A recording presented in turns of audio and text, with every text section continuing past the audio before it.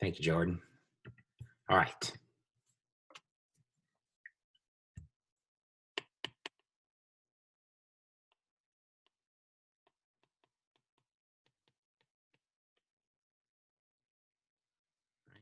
Institutions. Right? Institutions.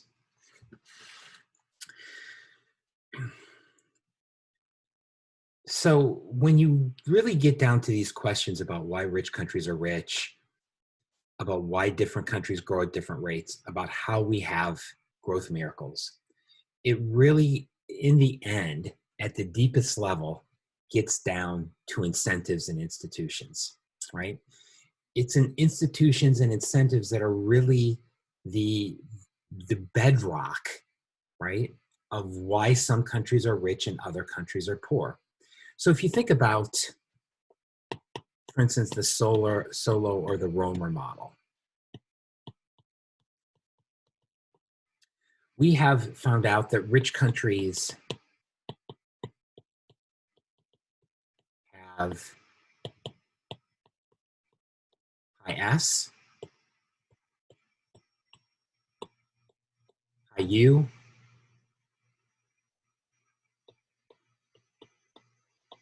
low N, meaning low population growth,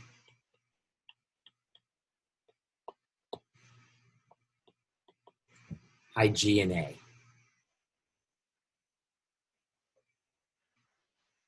And in the Romer model, high G and A means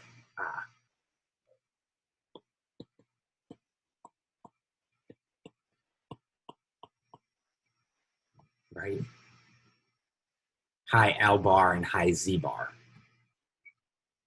L bar being the amount of people devoted to research and development, and Z bar being just that kind of exogenous productivity of creating ideas. So that's what the Romer model has told us, but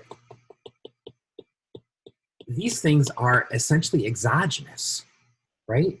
In other words, our models have not really explained where do they come from.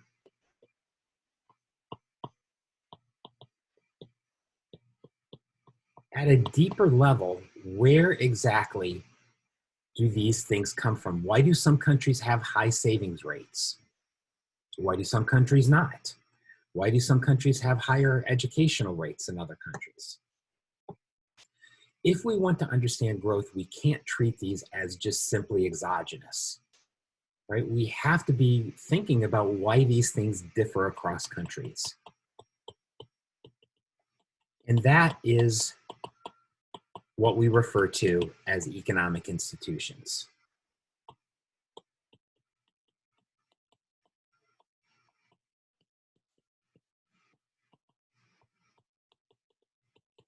Economic institutions are the incentives created by governments and society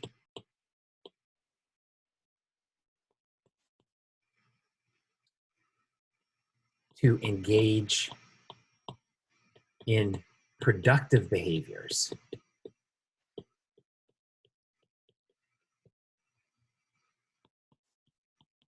and not theft or you might call simple reallocation.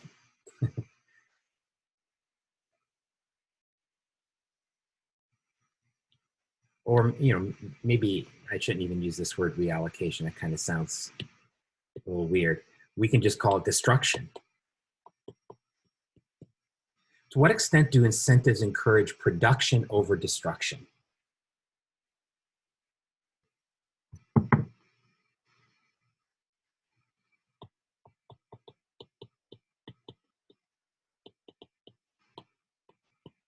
To what extent do the incentives that exist incentivize making or taking?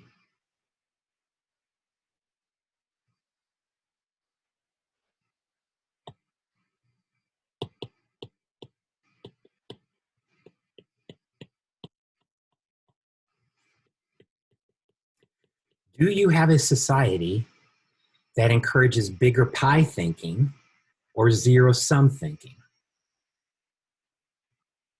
Let me explain what I mean by this. Bigger pie thinking is that how do you get richer? You grow the size of the economy, right? You make the pie bigger so that everybody gets a bigger slice. Zero sum thinking is when you think of the size of the pie as fixed and you get richer by making somebody else's slice poor, right? That's really what institutions are talking about. The incentives that encourage us to produce more as opposed to the incentives that encourage us to just take more. Okay? So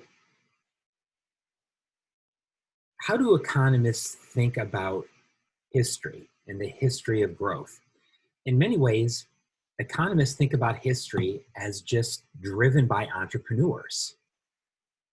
History is entrepreneurial.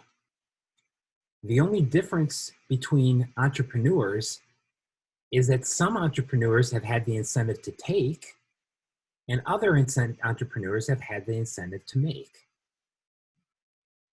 So we could think about Genghis Khan and Jeff Bezos as really two of the same type of people. They're entrepreneurs, all right? So Genghis Khan, living in the steppes of Mongolia in the 1300s, what's his incentive to set up a small business in a yurt and, sell cattle out of it? Not good, given the incentives that were in place at that time, right? There's lots of political instability, lots of theft. Making is not something that was particularly well rewarded. Taking was something that was well rewarded, right? And so the incentives that existed at that time encouraged people to take rather than make, right? To basically rampage. And he was good at it. How about Jeff Bezos, right? Are there much incentives to get up on a horse and start pillaging, San Francisco? Not anymore, right? Not anymore. But there are big incentives to create, right? Particularly if you get in the right industry. And so how economists think about history is we really think about history as being driven by entrepreneurs. But to what extent does the institutional structure, the incentives of society, encourage those people to put their energies towards production? And to what extent does it encourage these entrepreneurs to devote their energies towards destruction or taking? That is the big question, right? That's the big question. And so, in other words, to the extent that you have incentives that encourage production, what are you going to have? High savings, high education, lower population growth, high productivity growth, high technology growth, right? To the extent that you have incentives that encourage production, these things are going to be aimed toward making your country richer. To the extent that you do not have incentives that encourage production, but instead encourage theft and corruption, then you're going to have low savings and low education and higher population growth and low investment in technology, right? Because why would anybody save if somebody's just going to come along and take it from you? Why would you invest in an education if somebody could come along and slaughter you at any time, right? These are the kind of the fundamental roots of what creates growth. Okay, so let's talk about two frameworks for thinking about institutions.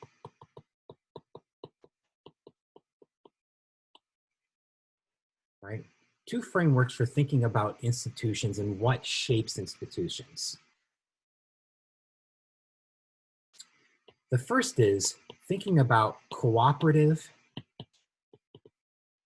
versus non-cooperative outcomes.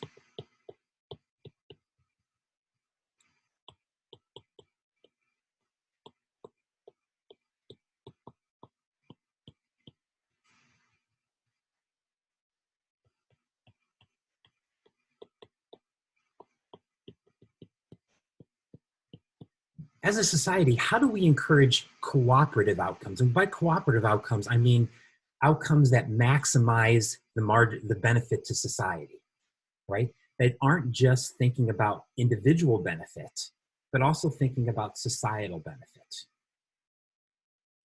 okay? And so one way to think about this is to think about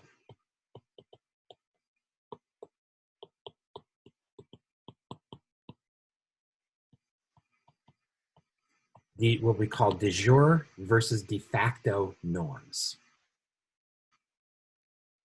De jure versus de facto norms.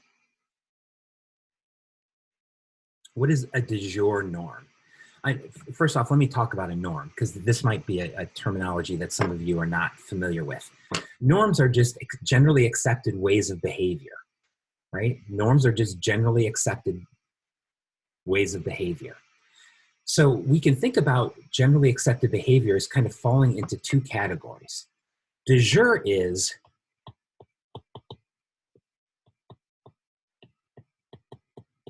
what the law says, right? So de jure means what the law says. De facto is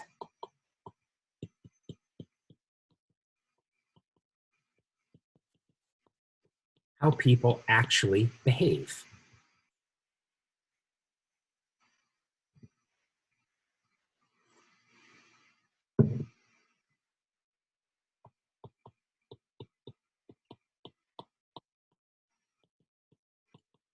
For those of you who have traveled, we know that these things can be very, very different, right? Very different.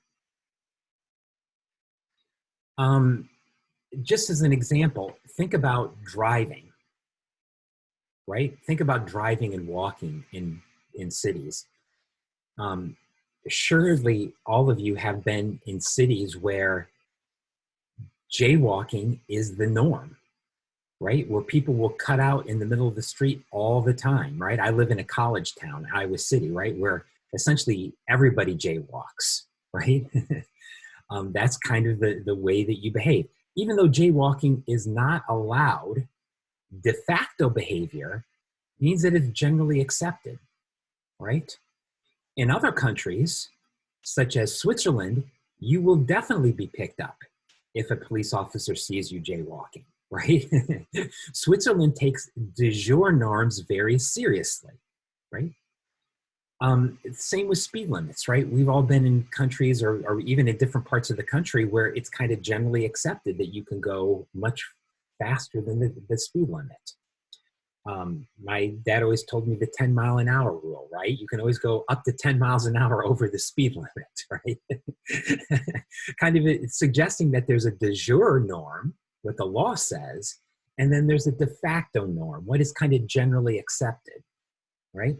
And so this exists all the time. However, in some societies, de facto norms can be taken to the extreme, by which people generally believe that you don't have to obey laws that are set up to encourage cooperative outcomes, right? Why do we have speed limits? Because speed limits are helping to ensure a cooperative outcome. And the outcome is that we don't have so many people driving at reckless speeds that people get regularly killed. So that is a cooperative outcome.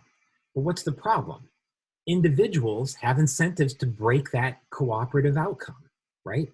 And to the extent that society accepts that, then it becomes a norm.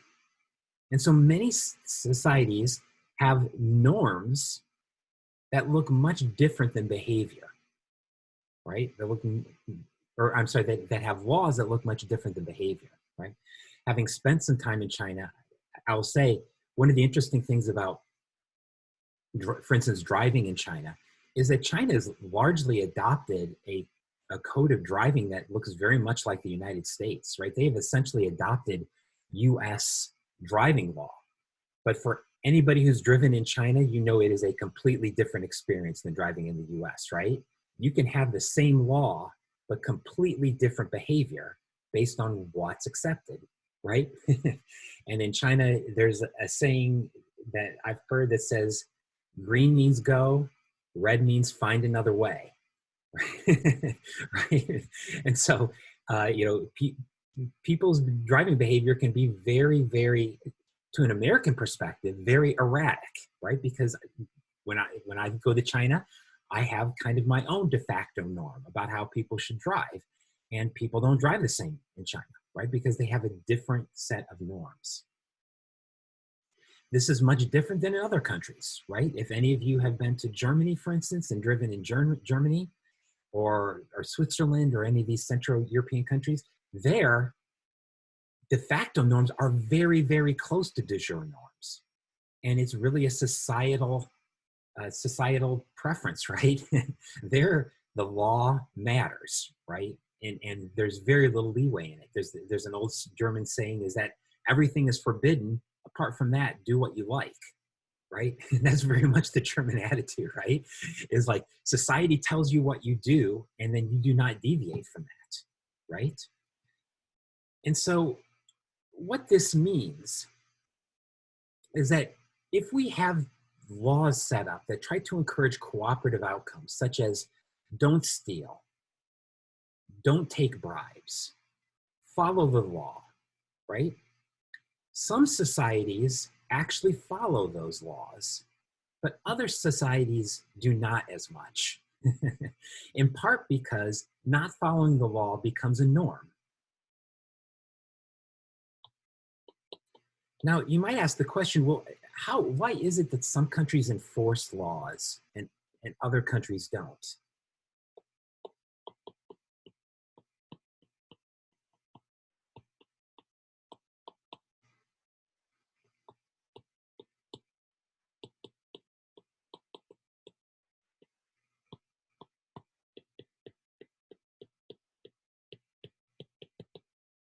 How do you enforce laws? Well, in a simple word, punishment.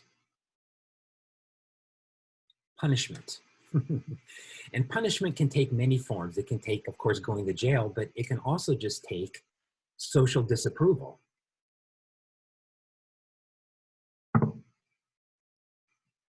So I think an interesting way to think about punishment is to think about a game called the ultimatum game. I don't know if any of you have ever heard of the ultimatum game, but this is a little experiment that social scientists love to run. And this is actually a game that there have been experiments, I think, in pretty much every country in the world, looking at how people play what's called the ultimatum game. And so here's the ultimatum game. The ultimatum game is that you have two players. Player one has an amount of money, let's say $10. And so what player one does is they make an offer. Wait, I'm sorry, I'm explaining this wrong. Yeah, I'm sorry. Player one, who has the $10, makes an offer to player two to share some of that money with them. And then player two either says yes or no. If they say yes, then they split the money up based on how player one offered.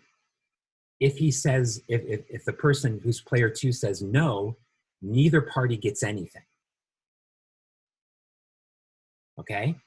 So do we understand the rules of the game? Player one makes an offer to share. Player two either gets to say, yes, I accept that offer, or no, I don't accept that offer. Okay, now, we're all rational economists. As rational economists, if we were player one, what offer should we make to player two?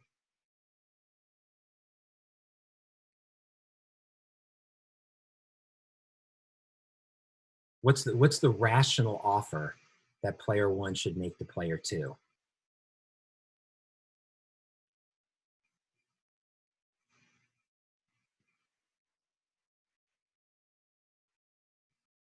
What do you think, Molly? If you were player one, what offer would you make to player two?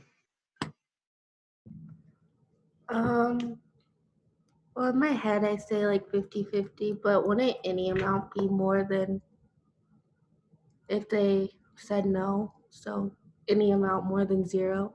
Exactly, right? So your head is a nice person, Molly. Your head says, yeah, 50-50. But if you think a little bit more carefully about it, really any offer other than zero should be accepted by the second person, right? Because getting anything is better than having nothing. So the first person should offer the second person a penny, and the second person says, okay, I'll take it. And then you go on. But in reality, what happens when real people play this game? If you offer the second person a penny, what will they do? They turn it down. They often turn it down. Why? Because it's a question of fairness, right? It's a question of fairness. And fairness is a de facto norm. When people violate their conception of fairness, they're willing to punish themselves and the other person.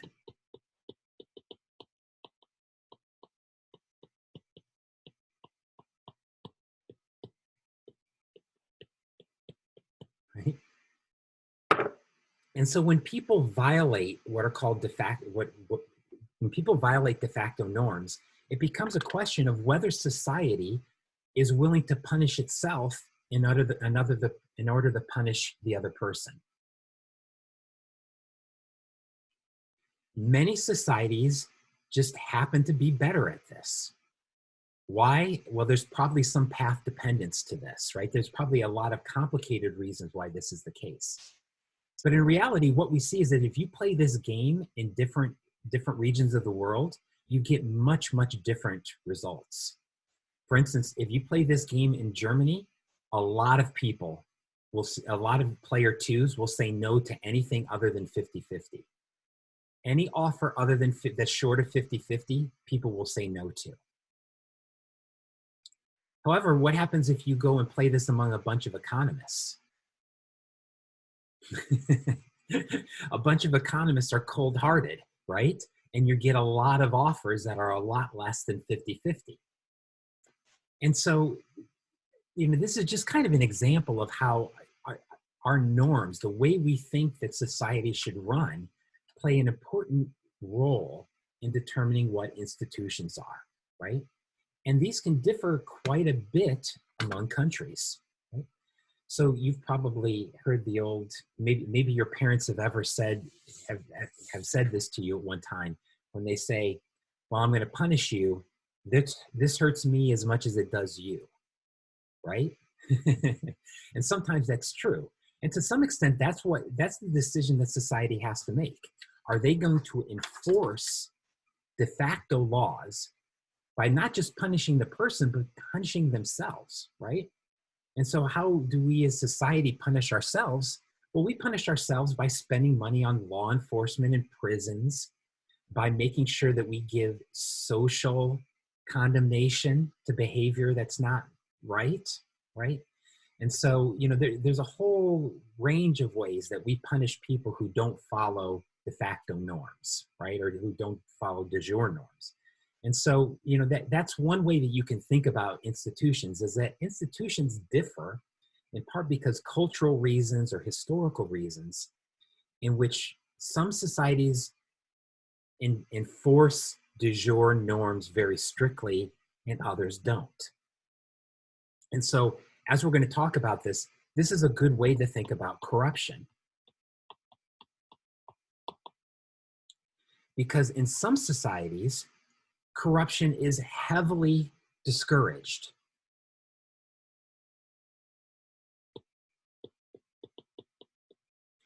And it is considered outright theft.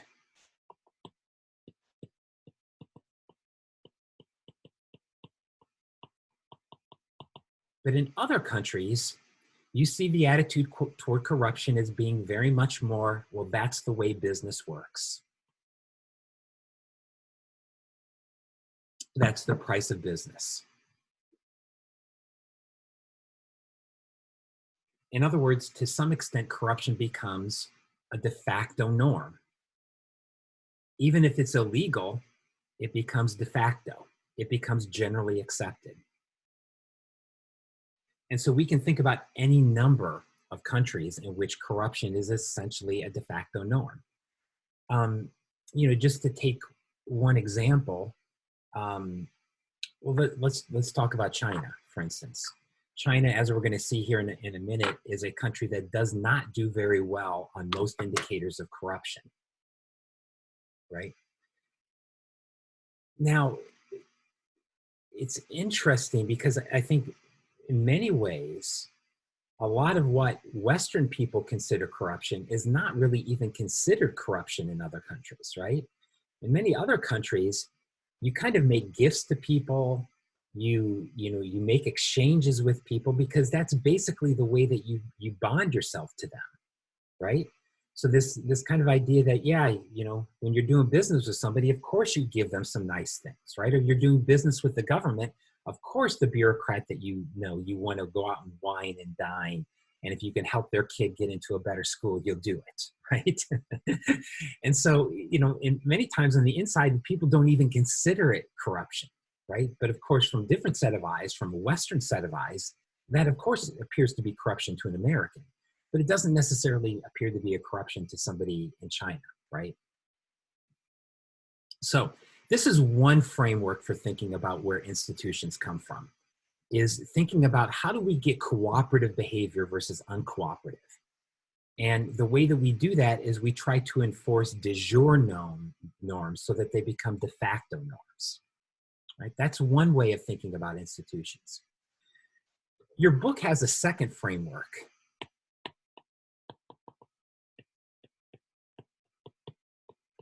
for thinking about institutions.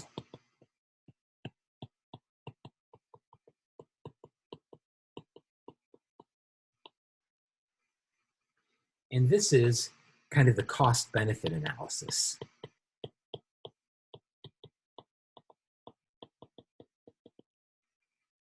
Right? So think about a firm.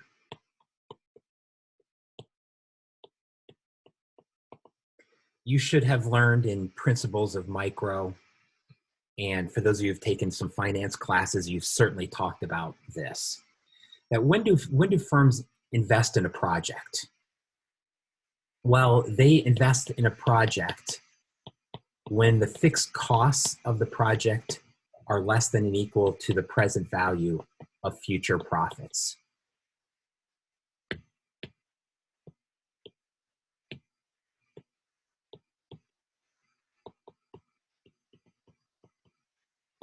This is just simple cost-benefit analysis. When do I undertake a project? Well, if the fixed costs, in other words, the cost that I have to put up beforehand, are less than or equal to the present value of future profits, then I want to do it. So let's think about some of the things that impact the fixed costs of a production. And let's think about some of the things that impact the present value of future profits. These are the things that matter when we think about institutions. So let's think about the left-hand side first.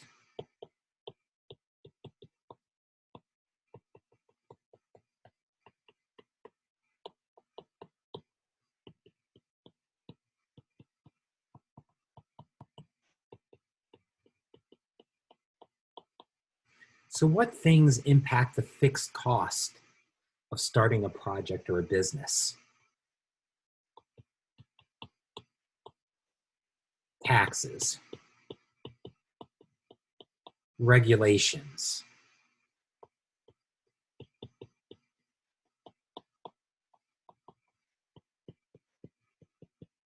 getting contracts enforced. Meaning, as I start a project, I'm going to need to hire people to do parts of the project for me. If I hire them to a contract, can I actually believe they're going to do it? Can I actually believe that they're going to do it? Or are they going to just try to steal my money? What bribes do I have to pay?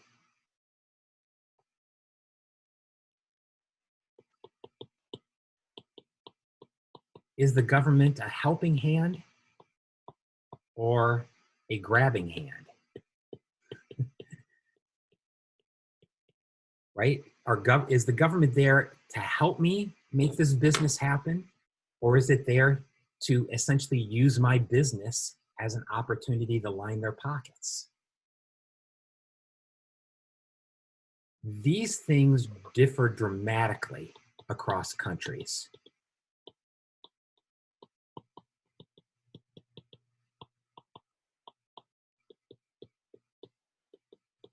And all of these things we can think about as institutions. These are some of the institutional factors that matter in making countries rich or poor. To what extent are taxes excessive, regulation excessive? Can you get government contracts enforced? To what extent do you pay bribes? Right? How often do you have to deal with bureaucrats that make your life miserable? Right? These things differ dramatically across countries. So just to show you some data here.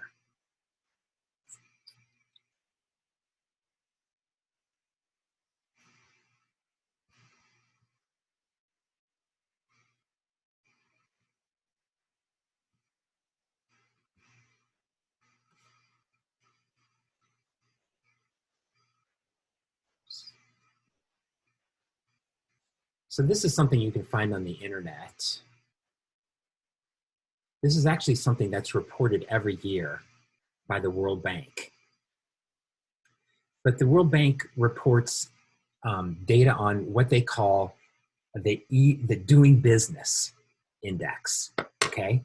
And what doing business is it really looking at the ease of a number of different things that you have to do when operating a business.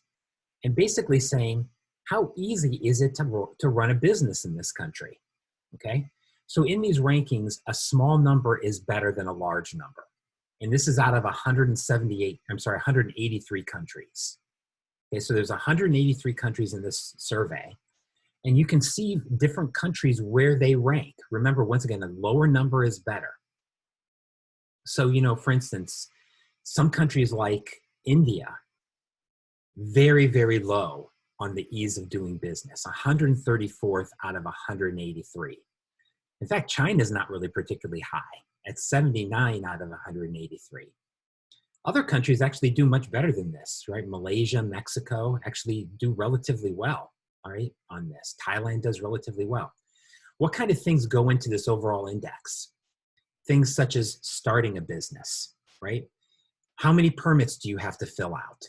What do you have to pay for those permits, right? How easy is it for you to get a license, right? Those kind of things.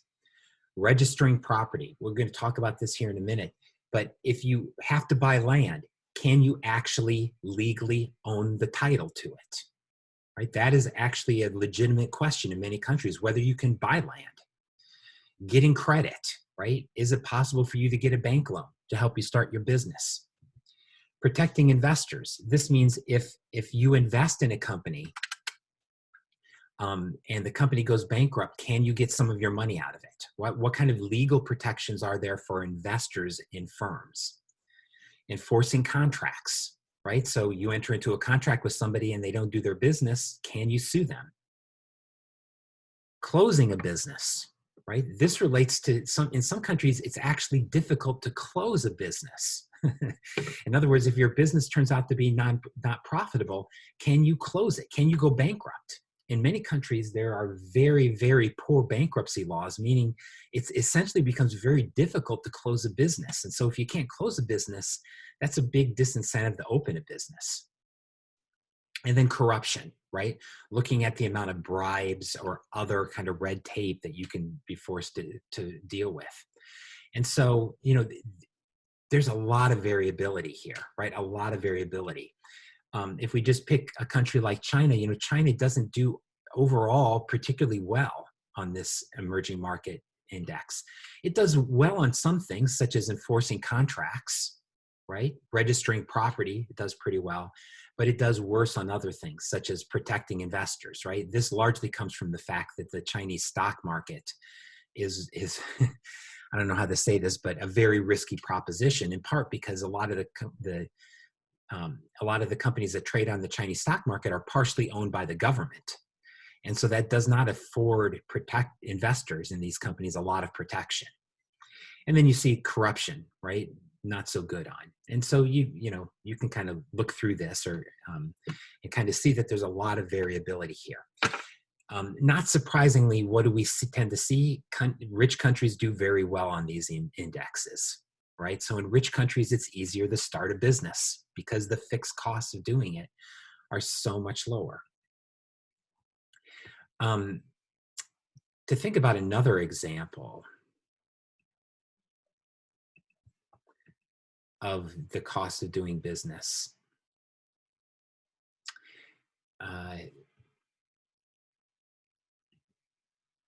So let me explain this graph here. Oops.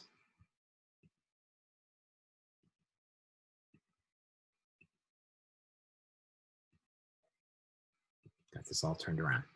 So what in the world is this? Well, this is a graph from a book by the Peruvian economist Hernando de Soto. And de Soto grew up in Peru, and Peru is notorious for a country in which it is exceedingly difficult to register land. Okay, it is exceedingly difficult. Why? A part of this is just kind of the path dependence of history.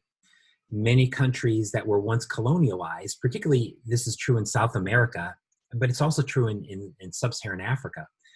But in South America, most of the land at one time during the colonial era was put into these big haciendas, these gigantic farms that were owned by Europeans.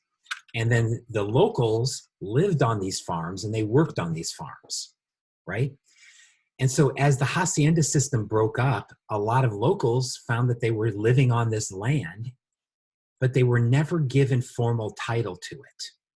They never had proper legal property rights to the land. And so without that, there were huge disincentives for people to really invest in the land, to clear more land, to make it more profitable, to build a house, to invest in the house, right? All these things that we think about when we buy land here in the US never have really happened. And in part, it remains that way, that the regulatory process of owning land has become so complicated, in part because this becomes a great process for getting a bribe. And so many of these countries have turned the process of registering property and getting a title to property into an opportunity to take bribes. And so this is just one example from Peru. De Soto had some of his graduate students work through the process of what you would need to do to legally obtain a home in Peru. And this is a home that you are already living in. So a home you are already living in. This procedure consisted of 5 stages. The first stage took 207 steps. De Soto estimated that to get to the end of this would take between 13 and 18 years. Okay? That is obviously a huge disincentive to buy land, right? A huge disincentive. And then a huge disincentive to improve land, and a huge disincentive to start a business, and a huge disincentive to get a loan. Because once again, if you don't own land, you can't use it to get a loan, because land is a common form of collateral. So it just goes to show you how difficult it is to do business in some countries. This is just a recent article from The Economist magazine. I'm not going to talk about the whole thing, but just to show you how different some countries are from other countries. This is just looking at a survey. The percentage of adults who believe it is likely or very likely they will be evicted from their land or property in the next 5 years, right? And so the dark areas are where people think it's very likely they could be evicted from their land. And once again, what do you see? These are places that have very weak property rights, very weak property rights. So sub-Saharan Africa, South America largely, India, right? Places where getting title to the land that you live on is very, very difficult. And so this is just one of the ways that governments can kill growth, right? They kill growth by making it difficult for people to do the things that they need to do to start a business. All right, so that's kind of the fixed cost part of this, right? If we go back to our framework here,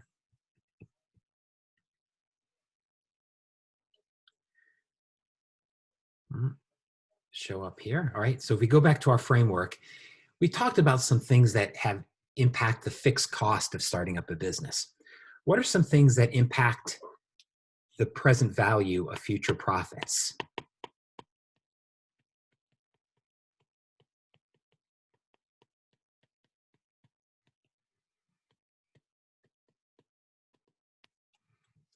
Let's talk briefly about some of these things. In fact, maybe let's just talk about a couple of them, because there's a number of things I want to talk about here, and then we'll take a break. About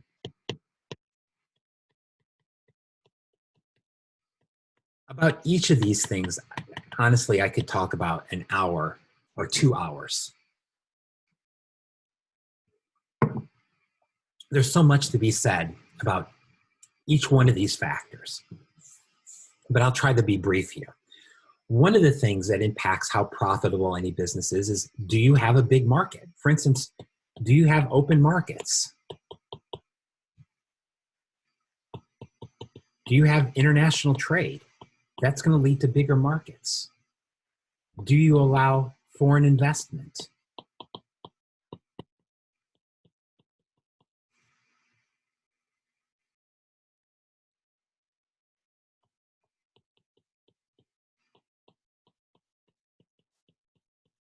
We know open economies grow faster than closed ones. Why? Because the businesses in them have more profit opportunities, plain and simple.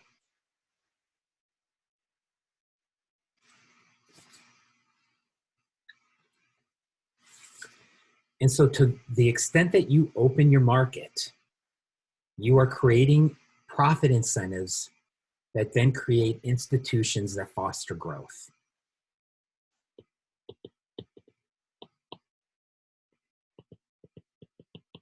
There's no better way to see this than to think about the difference between Asia and Africa.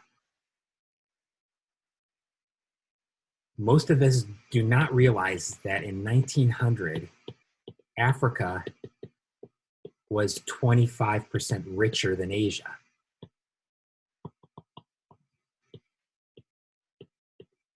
On a per capita basis. So Africa was richer than Asia.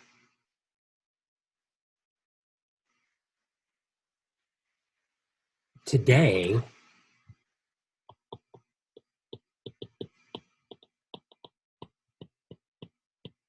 Asia is 300% richer.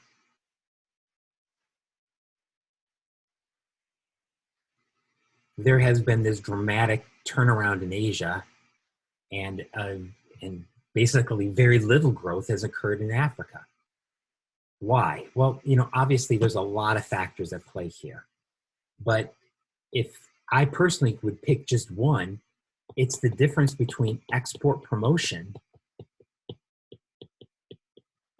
versus import substitution.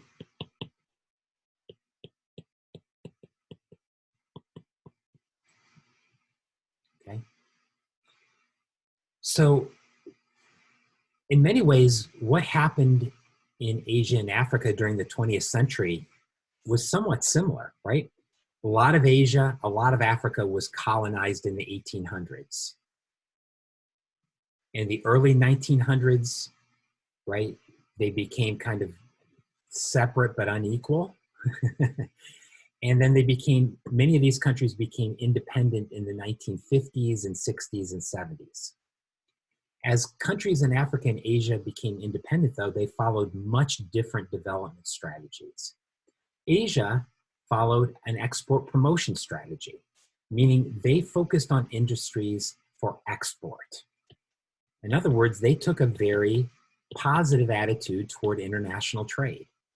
That trade was going to be the cornerstone by which they had technology transfer and attracted foreign investment and tried to basically glean from the developed world what they could. And this was a strategy that was very successful for most of Asia. And so we see this time and time again, whether we're talking about China, talking about South Korea, whether today we're talking about Vietnam, right? Right, the countries that have moved their focus towards trade, trying to attract technology, trying to attract foreign investment as a way to try to generate growth. Africa took a much different approach. Import substitution, right? Basically meaning close the economy,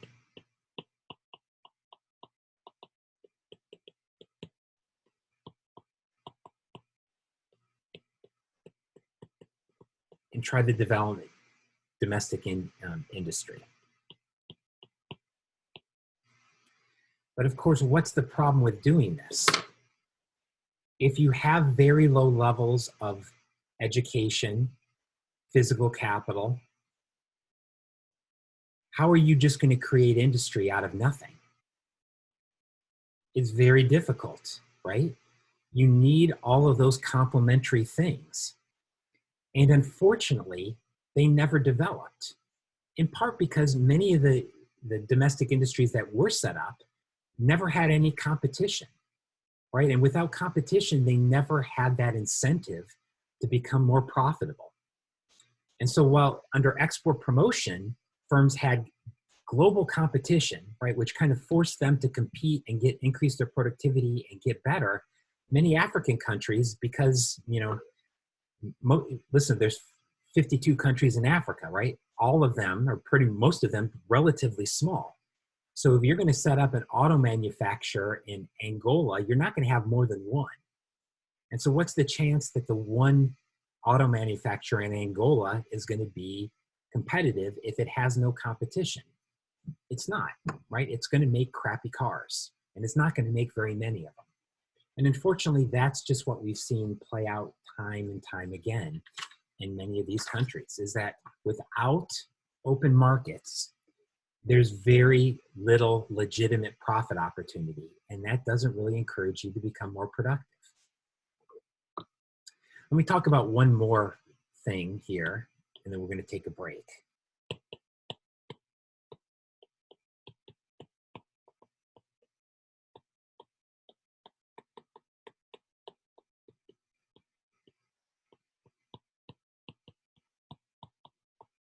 Do the rules favor production or corruption?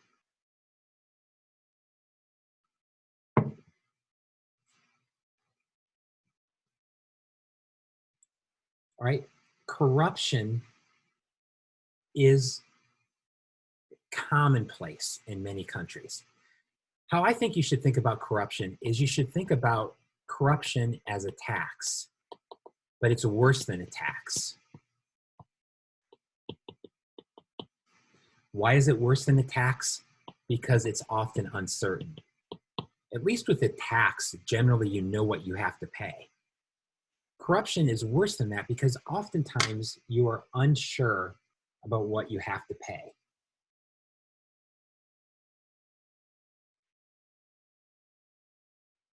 So corruption can kill growth. Now, I do have to say this. Why is it that I showed you those rankings of corruption? If corruption kills growth, why is it that some fast-growing countries actually have high levels of corruption? And that's a really good question. In fact, I think this was a question, Chase, maybe you'd asked this in an email yesterday. You'd gotten curious about this idea of how China can be growing if they have a high level of corruption. And so actually, I have a a paper that I will refer to you if you're still interested in this question, or if any of you are interested in this question. But one way you can think about corruption is that corruption really comes in different types. You can think about centralized corruption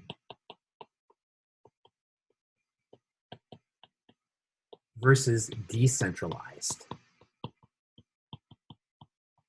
corruption. Okay, let me explain the difference, and then I'll try to explain why one is worse than the other.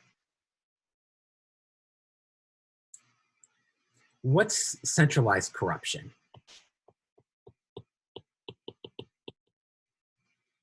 It's when you basically have a monopolist who's in charge of corruption.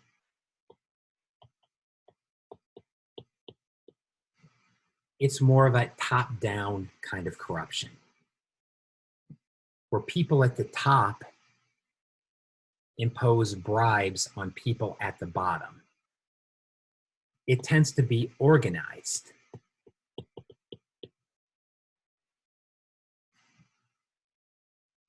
Meaning that bribes aren't just charged willy-nilly, right? But there's actually some structure to that.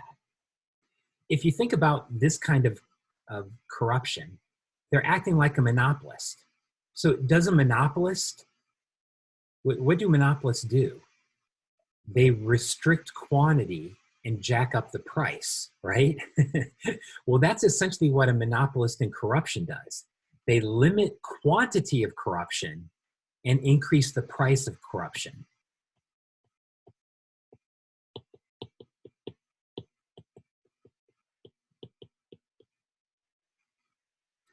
Right? So they reduce the price, they reduce the quantity of corruption, and they increase the price of it.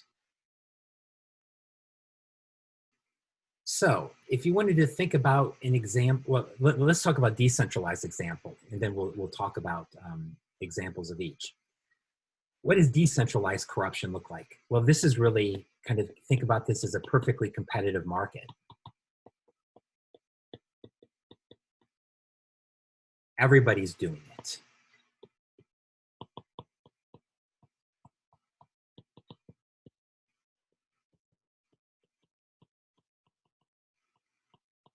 It's completely disorganized.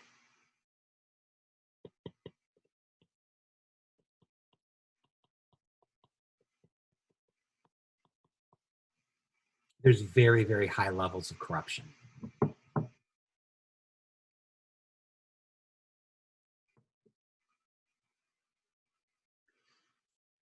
Right, so which one's going to be worse?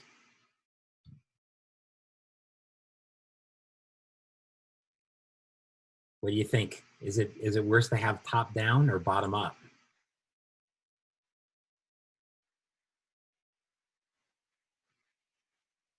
Hao Zhang, what do you think?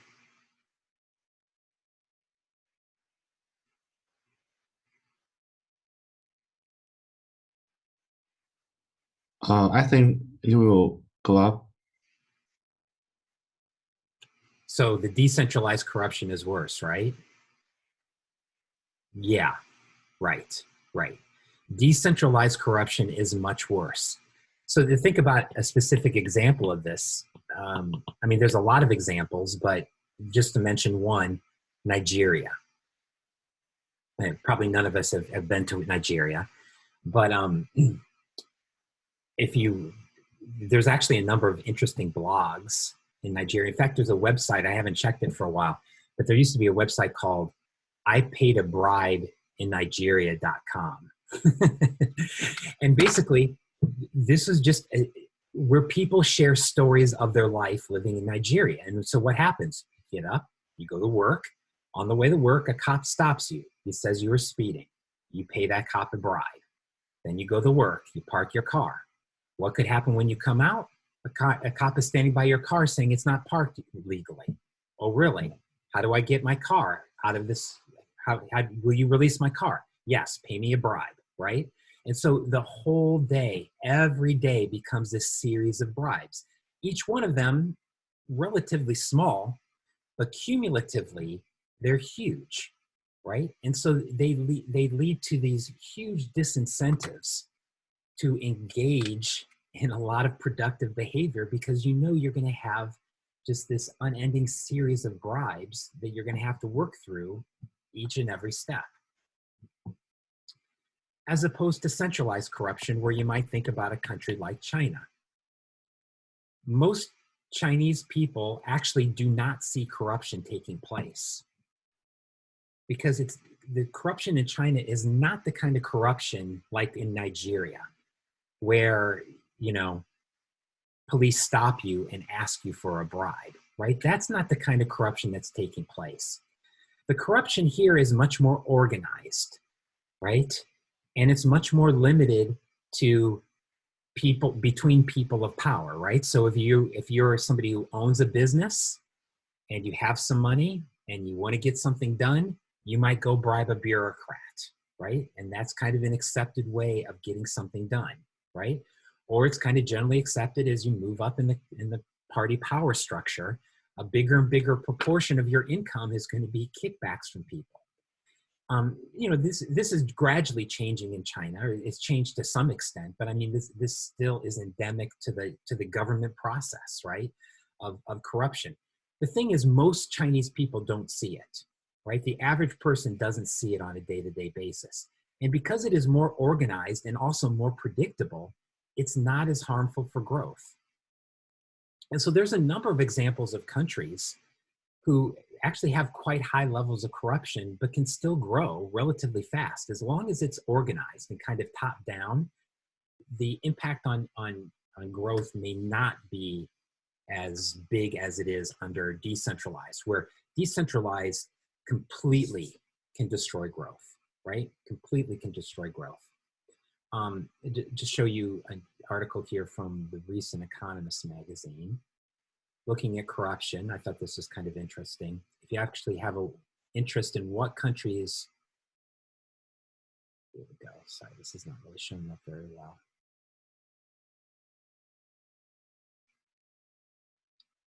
What countries seem to take corruption the most seriously? We can look here to the left, where enforcement actions resulting in sanctions. You can see countries that tend to take corruption pretty seriously, right?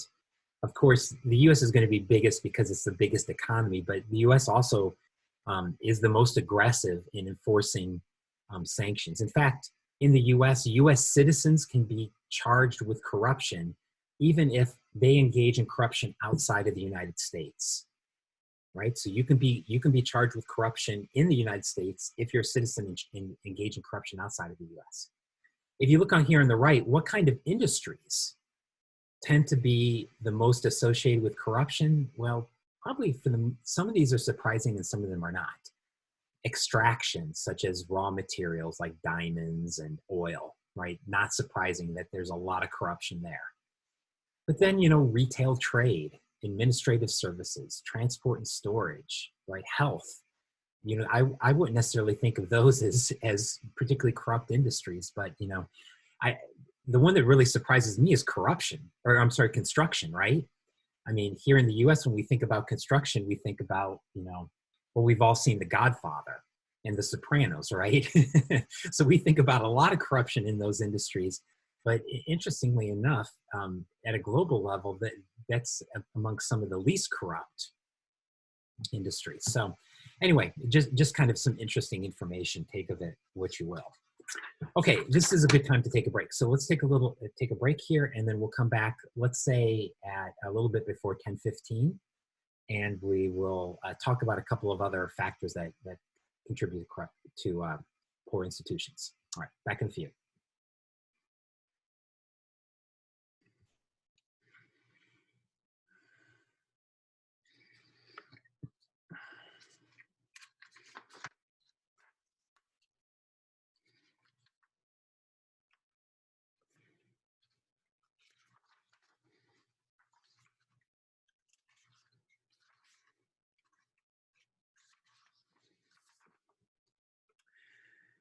Okay, everyone.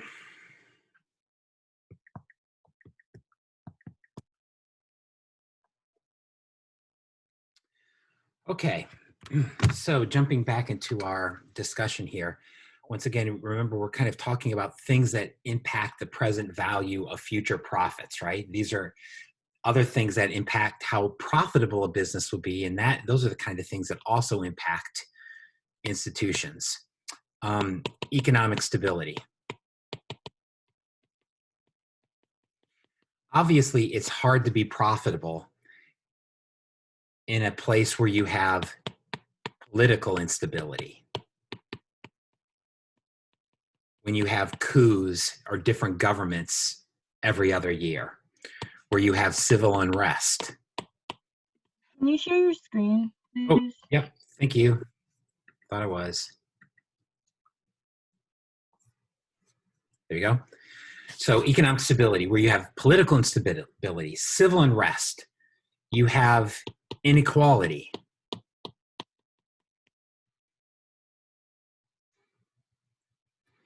You have poor macroeconomic management.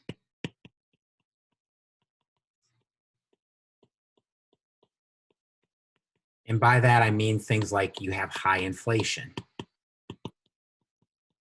or you have debt crises, or you have exchange rate crises, right? Basically, there's a whole range of political economy issues here, right? Political economy meaning the intersection between politics and economics. If you can't have political stability, then that makes it hard to create economic stability. And without economic stability, any future profits are really put at risk. It's hard to invest in a firm if you worry that next month you're going to have a huge economic crisis, right?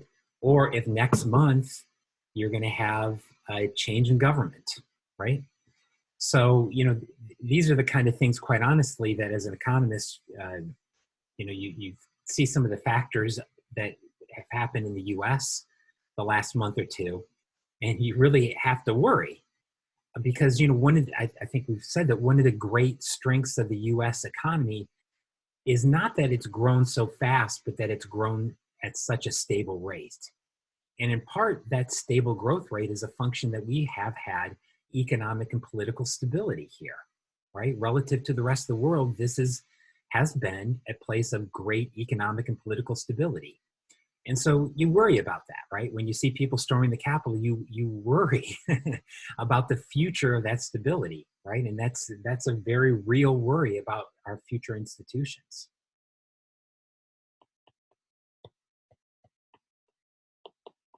Does the government promote competitive markets?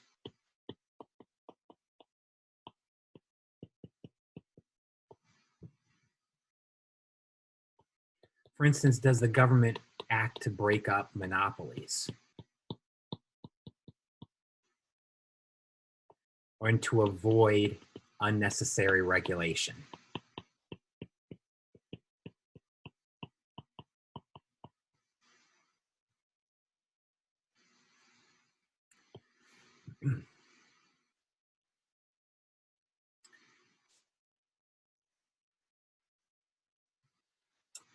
So one of the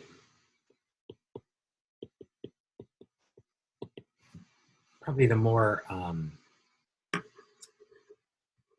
should I say, influential or important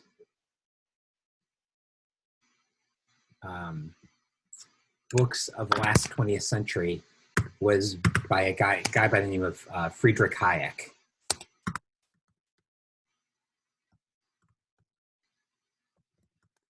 And he wrote a book called The Road to Serfdom.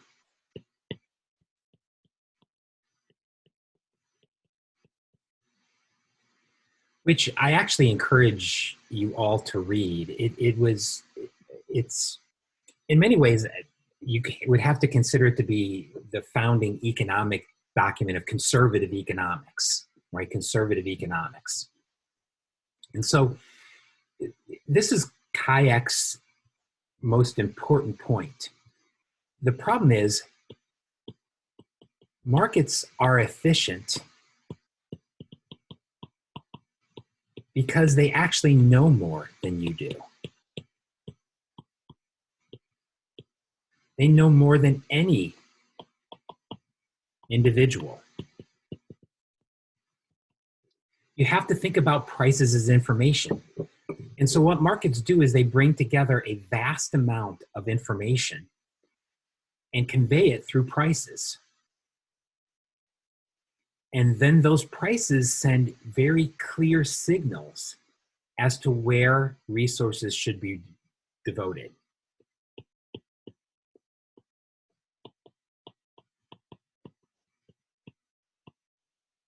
So it sends signals to where resources are the most valuable.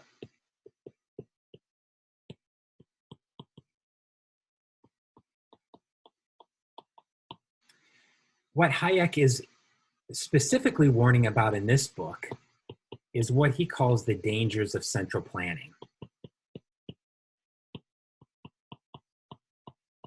Meaning letting a small number of bureaucrats make decisions about where resources go.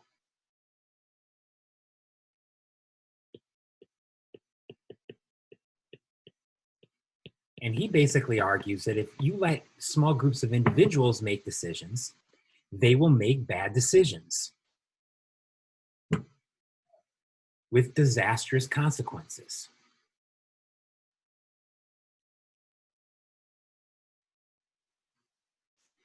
And so Hayek in this book really makes an argument that governments should not be too intrusive and that you should let markets work whenever possible. So we can see a lot of examples through history of the dangers of central planning. Now, of course, what constitutes central planning, I think, is a political debate. But certainly Hayek has a point here, that when you get a government that excessively central plans, they're going to make some very bad mistakes, right? So, for instance, if you think about the old Soviet Union, there were tons of stories about how inefficient Soviet industry was, in part because of the bad decisions that were made by central planners. So for instance, central planners would walk into a factory and say, okay, this factory, you're gonna make 200 million tons of steel. Go for it, okay? So there are no prices, there's no market incentives. You are just gonna make 200 million pounds of steel. And oh, by the way, if you don't hit your quota, you're gonna be shot or sent to Serbia, okay? So now you work in that factory. What's your goal? 200 million tons of steel. Do you care how good the steel is? No. Do you care whether the steel can be used to make cars or it can be used to make boats? You don't care anything. All you care about is making 200 million tons of steel. How do you make 200 million tons of steel? You make the heaviest steel you can possibly make. And so there's all these stories of, Russian chandeliers, right? People trying to put up Russian chandeliers and they can't put them up because they're so heavy, because the steel made was so heavy because of crazy decisions created by central planners, right? You think about the dangers of collectivized farming in places such as China. So after Mao took charge in China, China moved to collectivized farming, where they essentially took farms out of the hand of individuals and put it in big groups in which everybody had to farm for the group and were not able to keep the resources of their work. What happened to the productivity of these farms? Plummeted, right? And China had a massive starvation in which 30 to 40 million people died of starvation as a result of these collectivized farms, right? Crazy decisions made by central planners. And so those are extreme arguments, but they're arguments that are persuasive nonetheless, right? That wherever possible, governments should be promoting markets, right? Because that's going to create the profits that drive productive institutions. Having said that, governments do have positive things to do.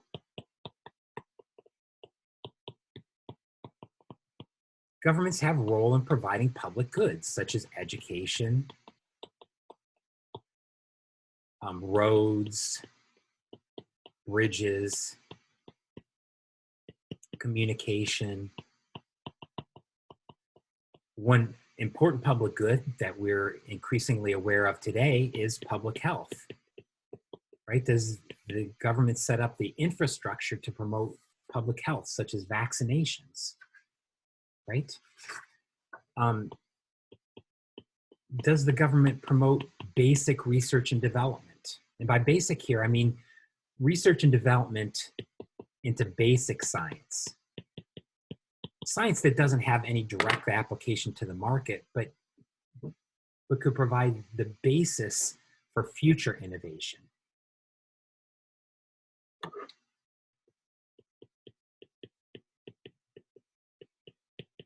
Does the government provide things like patent protection?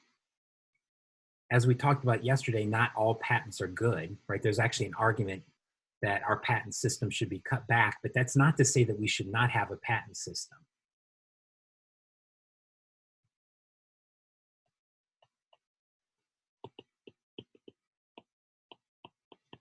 And then finally here, and as I said, I could keep on going on and on. There's so many things to talk about, but just trying to give you a flavor for some of the things that impact institutions is what we call malinvestment.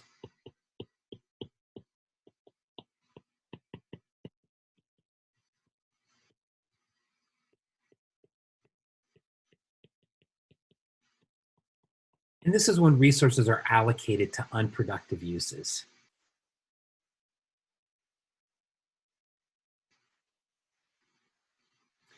India holds almost half of the world's gold. So India, a relatively poor country, holds half of the world's gold. Why is that? In part because India has had a whole series of unstable, dangerous financial institutions. The Indian financial institutions are scary. People don't trust them, probably for good reason. And so as a result, when people want to save, how do they save? Instead of putting into a bank where that money can then be allocated in a loan to somebody who's starting a small business, many Indians prefer to go and buy gold. Gold is just gold rocks, and it just sits in a drawer someplace. It's not a productive way of saving. And so that's a classic example of malinvestment, right? Resources allocated to uses that are not productive. I've been talking about China a lot today. I think probably because, you know, when you talk about China, they have a lot of different institutions than the U.S., and so it's kind of interesting. It creates a lot of good examples. But you know, one of the great things, I think the other reason I'm talking about China, I should tell you all, is that I'm still planning to take a group to China, Block 4, and so all you juniors in here, you should definitely think about going with me, right? Assuming we can go, I'm somewhat optimistic that we're going to be able to go, but it's a great trip. Right, it is a great trip, and China's a fascinating country to visit.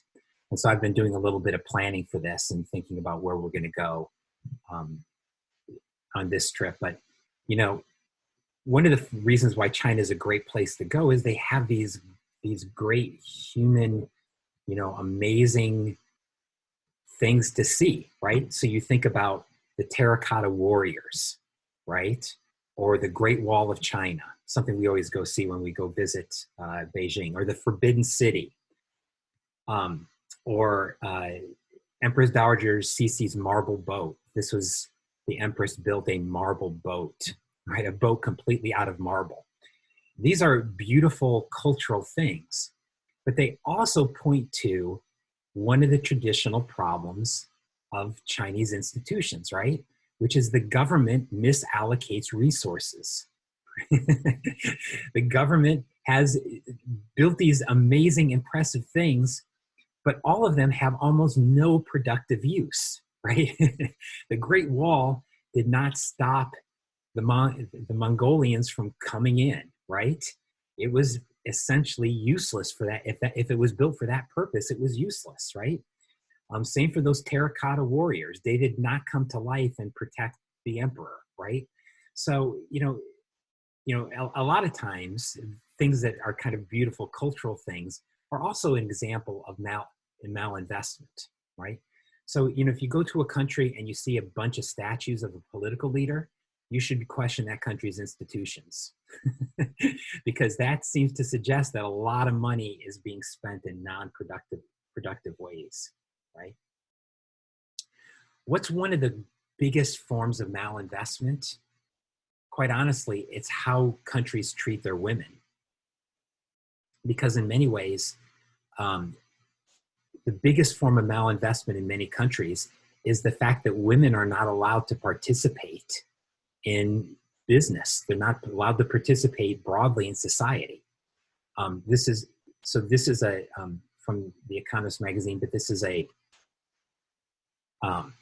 index looking at sexual equality, right? And basically looking at measures of the gender gap, how well economy employs the talents of women versus men.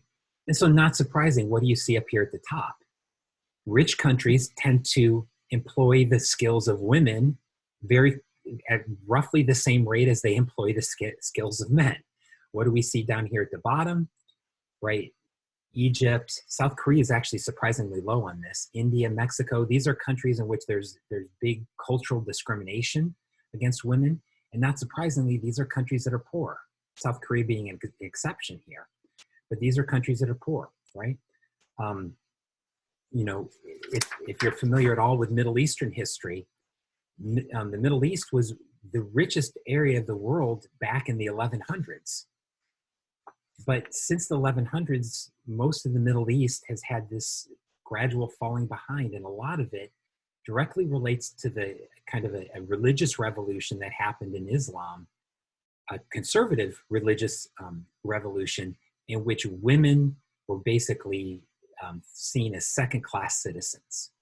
And from that point, right, Muslim and Islam-dominated countries have generally fallen behind other countries. Their growth rates have slowed, their development rates have slowed. And it's obvious why, right? Because if you take out half of your population and lose half of your human capital, you are going to grow slower. It also has even more devastating effects than that, because we know that women are the primary source of education for a lot of children. So, it's not only hurting the women, it's hurting the men because women are highly involved in educating men, right? So, these kind of gender discrimination things are not just important because of human rights. I mean, of course, they are important because of human rights, but they're also important for economic reasons, right? That countries that discriminate against women are really making it very difficult for them to grow.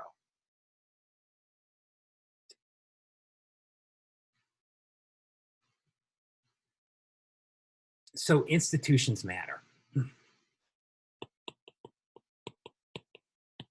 Hopefully, after that whole long discussion, you are convinced that institutions matter, right? And in fact, one of the reasons that we know that institutions matter is that there are a lot of what we could call natural experiments.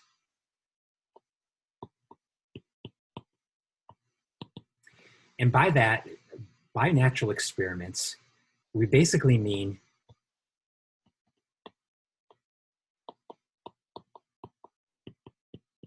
places where institutions have changed quite dramatically, and we can observe the effects. Okay? For instance, one of the best examples is what happened in North versus South Korea.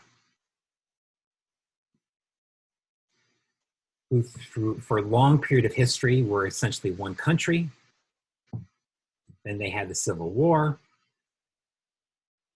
The country got split into two halves. The North is a completely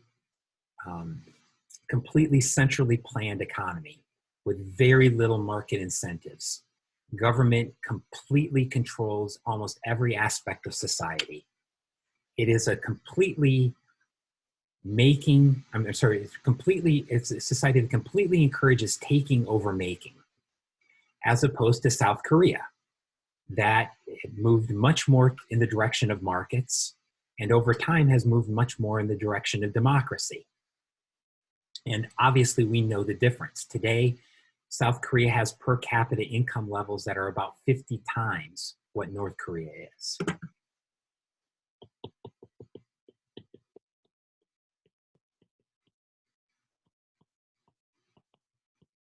When there were two Germanys, we could see this so dramatically when you went to the border between East Germany and West Germany, right? And when I was your age, a very common excursion, right? One that everybody wanted to do is everybody wanted to go to Berlin and stand at the Berlin Wall, right? And if you could get in, go to East Berlin, right? Because the kind of the night and day difference between life on one side of the wall and life on the other side of the wall was amazing to see. And, you know, once again, these are the same people. Culturally, they're the same people. Until very recently, they were the same country. And then you have these dramatic events that serve as kind of a natural experiment into the importance of institutions.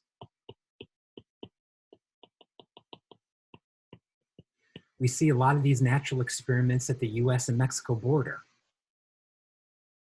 where the border has literally been drawn right through the middle of different towns, right? So on either side, the people are culturally the same people. But what do we see?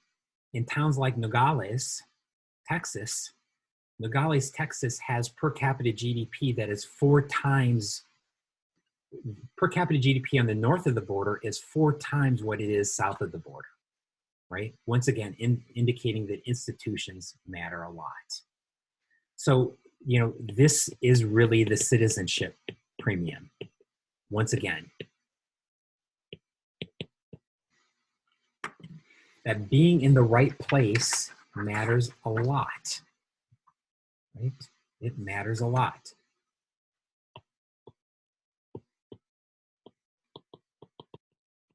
And it also tells us a lot about growth miracles and growth disasters. Because how do these miracles begin? They always begin with a change in institutions, right? Any miracle or any disaster begins with a change in institutions. And so countries that have begun growth miracles,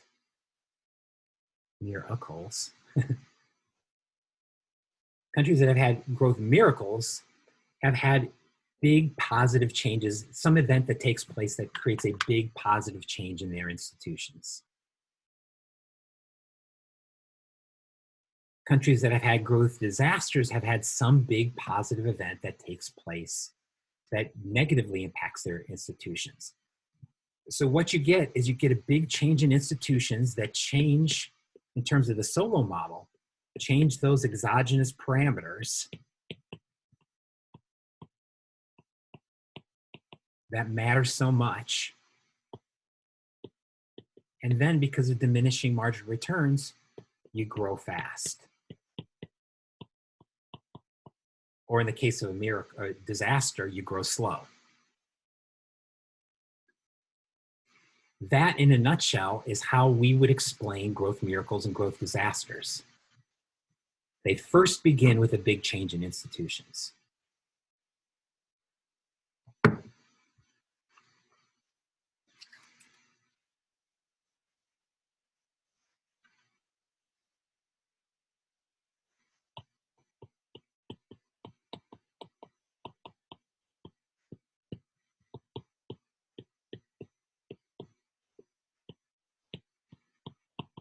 Can institutions be changed from the outside?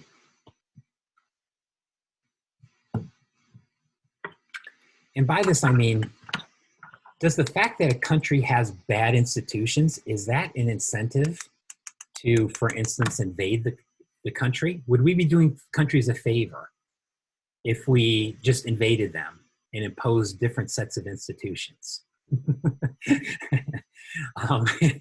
That's kind of an extreme question, but maybe you see what I'm talking about here, right? is there a way that those on the outside can help institutions in some countries become better?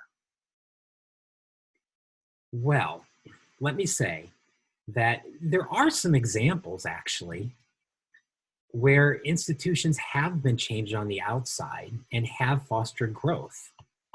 So we can think about countries such as Japan or South Korea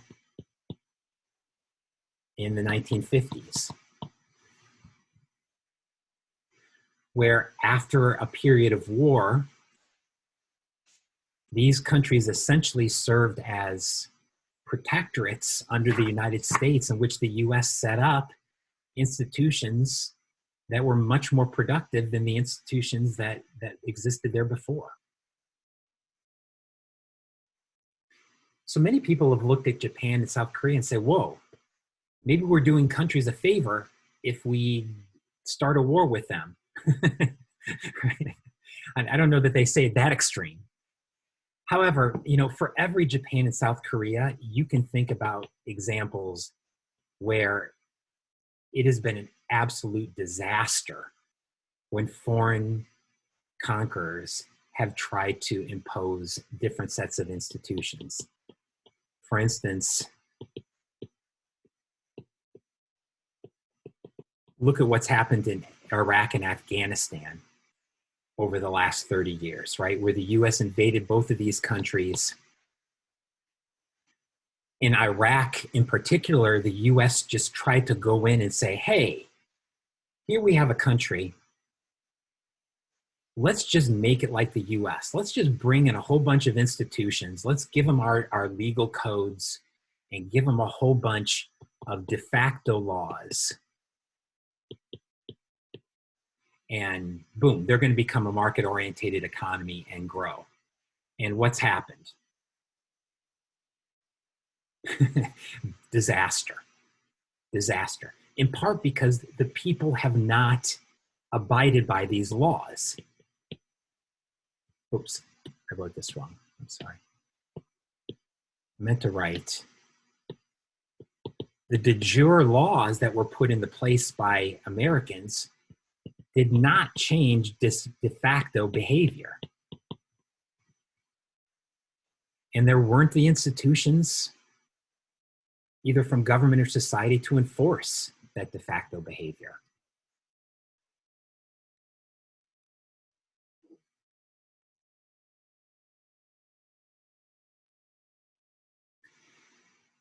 And so, color me skeptical, right? That to some extent, countries have to change institutions their own way. And we'll come back and talk about this a little bit later in class when we talk about the role of culture in growth. And, I think that's actually an interesting discussion to be had. Culture does matter for institutions, in particular, when you try to impose some sort of law that is not consistent with cultural beliefs, that law is unlikely to change anything.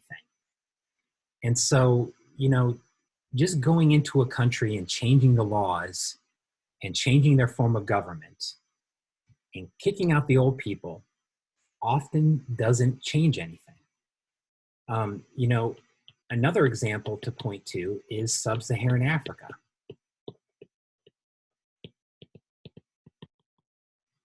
And the independence movements.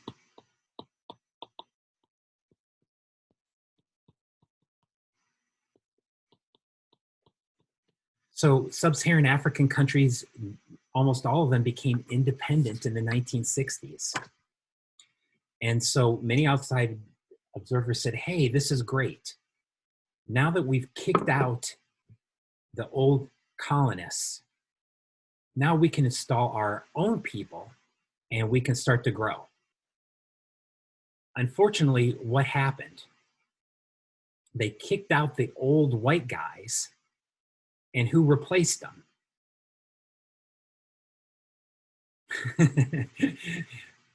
Black people that were just as corrupt as the white people they kicked out, right?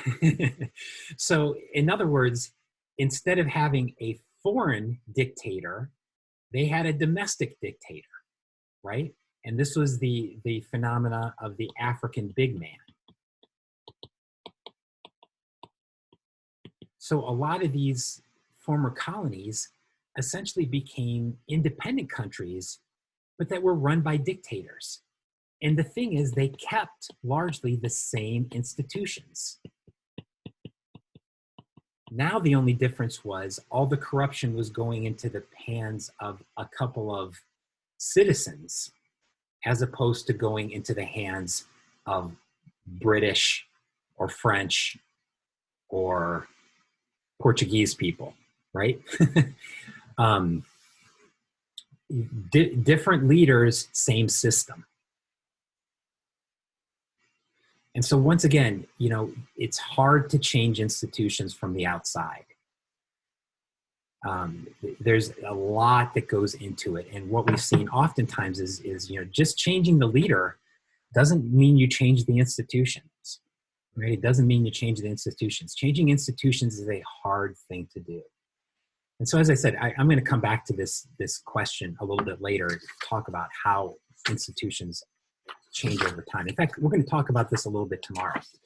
So tomorrow, I want to pick up on this topic of institutions, but particularly, I want to talk about two readings from Daron Acemoglu in particular. One is on the role of colonization in setting up institutions. Okay, so this is a paper from the American Economic Journal, and I'll send you that PDF this afternoon. But this looks at where do institutions come from in many countries. And as we're going to see, it comes from different ways of colonizing different countries, that not every country was colonized in the same way. And that what that has done is establish a set of institutions that, because of the path dependence of history, has created long-running effects. So that will be the first article we talk about. And then the second article is actually a chapter from a book by Acemoglu and Johnson that really talks about what makes for good institutions, right? Particularly when it comes to political processes. What kind of political processes make for good institutions? And so really what Acemoglu is going to argue for is the power of democracy.